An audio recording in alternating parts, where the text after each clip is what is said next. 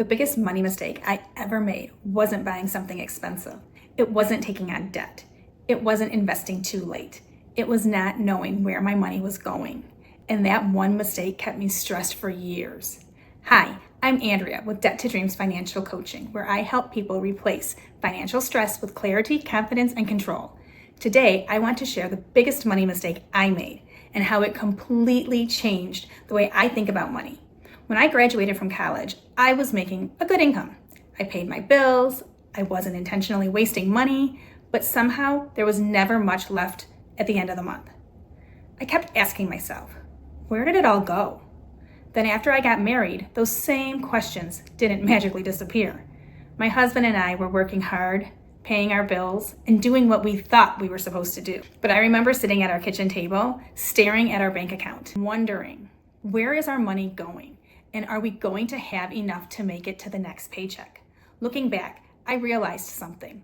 The biggest mistake wasn't that I was bad with money. The biggest mistake was trying to manage money I couldn't clearly see. I didn't need another budgeting app. I needed clarity. Once we learned how to clearly see where our money was going, everything started to change. We paid off our student loans, built an emergency fund, started saving for our children's education, invested for retirement, and most importantly, we stopped feeling like money was controlling our lives.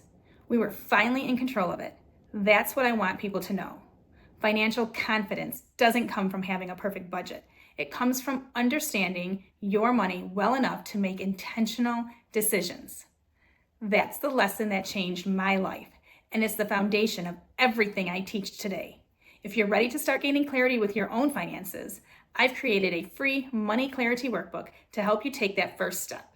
You can download it using the link below. If this video was helpful, I'd love to have you subscribe for more practical money tips each week. Thanks for watching, and I'll see you in the next video.